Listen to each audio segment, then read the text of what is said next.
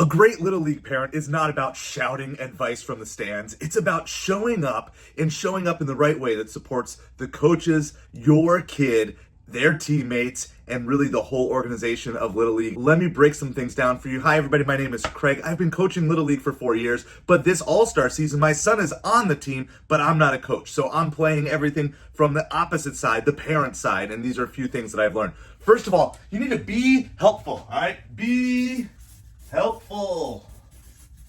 Now, what I mean is this. Some people are going to interpret be helpful as come in with all this advice and all these things. That's not what I mean. What I mean is be available for the service-oriented tasks that need to be done. And so one of the things is this, is I'm just naturally, I love the game and I love watching my son play the game. And so I just kind of sit and watch the stands. Well, the other day while I was watching, they said, hey, would you be able to run this cord over to plug in for the pitching machine or whatever they were using? And I said, sure. And not only did I do that, there was a bunch of kinks and knots in the cord, so I kind of worked all of those out so that way it's ready to go and easier to feed through the fence the next time that somebody else needs to do it. Why? I'm not there saying, hey, look, this is how you should coach the team. This is what I would be doing differently. That's not my role. My role as a parent, just be there, be supportive, be helpful. I don't know what your skill set is. You can certainly volunteer your skill set, but do it in a way that's not demanding. Just say, hey, guess what? I know how to run Game Changer. If it would help you, guys, I'm willing to do it. If not, that's perfectly fine. Or, hey, would it be cool if I brought snacks for the team after practice this week? Or whatever thing it would be, you can find a thing. But just find ways to be helpful with a service-oriented mindset. Okay? Number 2, be quiet in regards to coaching. Okay? Be quiet. And we're talking being quiet in regards to the areas of coaching. Now, this is maybe especially hard for me. As a coach, a lot of times I want to do some things and I want to say, oh, that's different than how I would do it and those different things. But let me just take it, even if you're not a coach, just as a parent, don't be yelling out coaching things because it just adds to the chaos and the confusion. In fact, sometimes there's chaos and confusion among the coaching staff. And then if you add parents adding in additional coaching recommendations that go against what one coach says or goes against what all the coaches are saying, it's just going to confuse your kids. It's going to lead to more chaos on the field. You are there in the moment, especially in the games, but even at practices, you're there to watch, to observe, to cheer on your kid, and to simply just be there. You're not their coach, and maybe you want to be, maybe you feel like you should be, maybe whatever. I don't know what the thing is, but ultimately you're not the coach. So when you're telling them, hey, throw those hips, or you're fishing, you're casting, whatever you're doing, whenever you're yelling out those things, it just can be more confusion because that's maybe not the particular drill that the team is working on. The further that I've gone on in my Little League journey as a parent, from the parent side of things, the less and less I say anything whatsoever, especially during the games.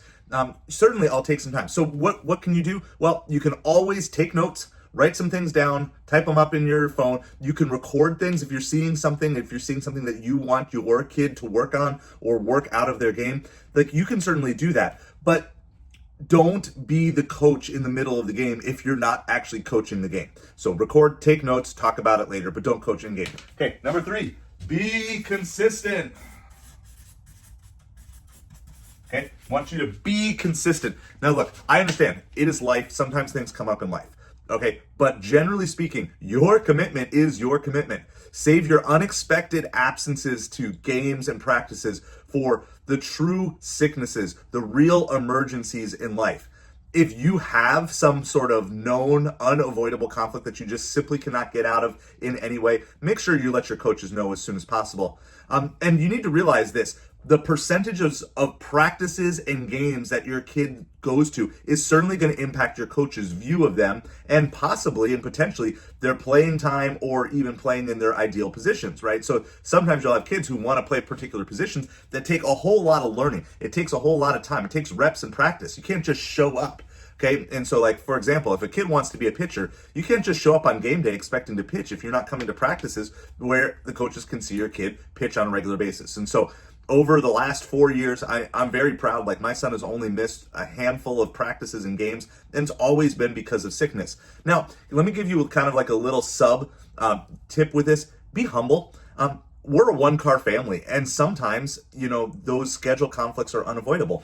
And so earlier this season, we needed a ride to the game so my son and I could get there early, and so that way my wife and our other kids had the car so they could join a little bit later. And so we just simply reached out, we humbled ourselves and asked if anyone could get us a ride, and we were able to get a ride to the game. And so it's okay. Sometimes, like, it's okay to admit, like, look, my life's not all together, or we're in a situation, one of our cars broken down right now. Is there someone who could get us a ride to the game, and different things like that? Humble yourself. It's going to be well worth it. And it's a kind of a way, I think it's better to humble yourself and admit that, hey, you need a little bit of help right now versus breaking a commitment out of embarrassment because you just don't have a way to get them to the game.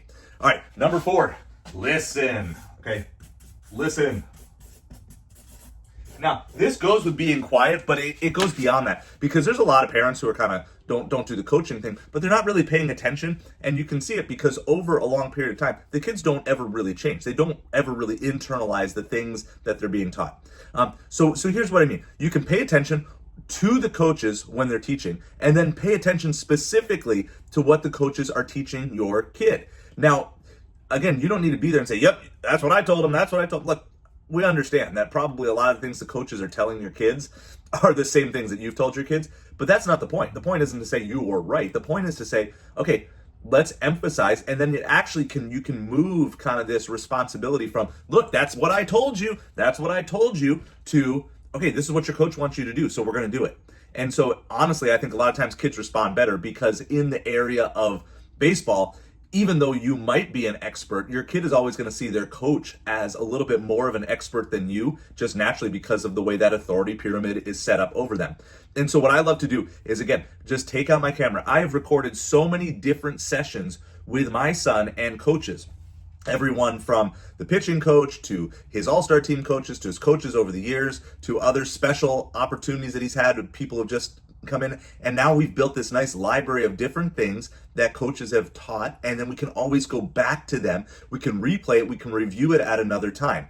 And so we've built out this nice little knowledge catalog, and so every time, every year he's growing, he's learning new things, but there's very few things that are revolutionary, like, oh my goodness, I've never heard this before, because we've seen it, we've recorded it, we've reviewed it, we've gone over it. Last thing before we get to our bonus tip here, ask questions. There's 2 parts, if I can spell questions here, there's 2 parts to asking questions that we want to emphasize. But here's the first part. Okay, one of the more frustrating things that you're going to deal with when it comes to your kid and moving from team to team to team, as you have different coaches, is you're going to have different coaches that are going to emphasize different things to your kid, and they're going to teach the same thing different ways. And so this is where it's important to sometimes ask questions, because you might have one coach that has said this, and then his personal hitting coach has said this, and then his new coach says this, and then the special hitting coach that they brought in for the day says thing. Your kid might have 4 different ways that they're being told to do something, and then they're trying to integrate all 4, which are never going to work. And let me tell you, one of the things I'm learning within baseball is a lot of these things come down to personal preference, so long as the basic mechanics are correct, right? So you can see, if you look over the history of Major League Baseball, there have been thousands of different batting stances, but the most successful hitters have all basically the same mechanics in mind. And so you might have a coach that's saying, this is an emphasis, that's an emphasis, that's an emphasis. It can be hard. So you may want to drill down and ask some questions so you can figure out exactly what's going on. And so one of the things that I run into with my son, he plays outfield a lot.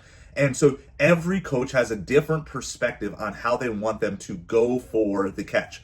Some coaches are, no matter what, keep the ball in front of you, and other coaches are, no matter what, go for the catch. And that can be kind of confusing. So I always like to clarify that with a coach. Like, what is your primary goal? Because it can't be both. It can't be no matter what, keep the ball in front of you, and it can't be no matter what, go for the catch. And, there might be things where you might say, well, situationally, that's going to be sometimes we want them to go for the catch. That's fine. But as a general rule of thumb, if there's a fly ball in the first inning, do you want them going for the catch, or do you want them to keep the ball in front of you? And everything has to do with the coaching philosophy of that particular coach. And so we had to clarify that. And sometimes you don't get as clear of an answer as you want, but you want to ask questions like this. The second part, and the reason that I really like asking questions to your coaches, is it models the exact thing that you're going to want your kid to do as they progress through sports. Okay, I see this, and you've probably seen this before, where the coaches ask, have you guys all seen this drill? Do you know this drill? Like, if you don't know this drill, raise your hand, which of course singles out a bunch of kids who don't want to be embarrassed because they don't know the drill. The simple fact is, if you're a coach, just as a side note here, and you're introducing a drill and not every kid has been on your team before, just assume there's a kid that doesn't know it, okay? So first of all, don't ask that question, because it puts kids in a really, really tough position where they're embarrassed to say they don't know the drill. But the very fact is, the more you can model going to the coach and saying, look, I don't know, or I don't understand this, it's going to model for your kid that it's okay to go to the coach and say, look, I don't understand what you're saying here. Could you please explain it? Could you please teach that to me? Could you please show me? And so really this is more about setting them up for future success as it is just about the information that you get. Before we get to our bonus tip, if you're liking these videos, please hit that like, hit that subscribe. If you are a beginner Little League coach, or maybe you kind of want some insider info as a parent that'll help you to understand what a beginner coach is going through, be sure you can go check out our Beginner's Guide to Coaching Little League. It's available for sale. It's a digital resource that I made to help brand new coaches like me who just got thrown into this coaching thing. And maybe you can read it and determine that, yeah, this would be a good path for you to move into the coaching side. The bonus tip, okay? And I know this is the guy, this is the mask here, right? There's this guy who stands behind the plate and he's angry and he calls balls and strikes, right? Don't fight the umpire, okay? And I'm going to give you more reasons than just kind of what you would say, okay? Don't fight the umpire. Look, we get it. Bad calls are a part of the game. If you watch an entire game of your kids' Little League and you're not frustrated by at least one call, then you either probably don't know baseball or you're not paying attention.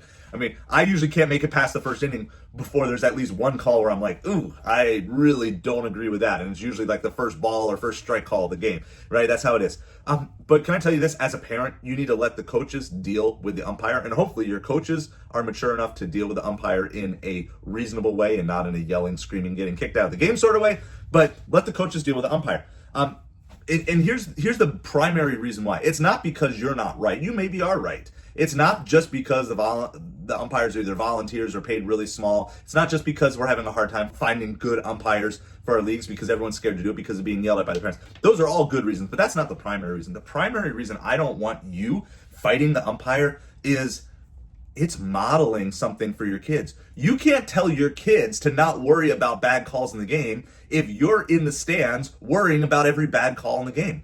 Like, you just simply can't say that. And so my son recently had to bat after a crazy situation in his last game, the first All-Star game, where the team had batted out of order, and I still don't even know all the reasons what it went, and his friend had just actually gotten a hit right before him and gotten a solid single out to right field, and he was coming up. Well, it turned out the results, and I don't even know why they ruled the way they did. Like I said, I'm just trying to follow along with it. But basically, his friend was told that he was out because he had batted out of order, even though it really wasn't him. It was the kid before him. Anyway, it was a nice, confusing situation. But I just stayed calm in the situation because there was no point in me getting upset over it and potentially making my son upset before his at-bat. And so he went up, and it was crazy. He had to wait about 5 or 10 minutes. I don't know how long it was. It felt like 10 minutes before he could even get to the plate. But as he was coming up to the plate, I just smiled, said, hey, just have a good at-bat and do that. And he was able to get an infield single. Run hard! Hard! Yeah!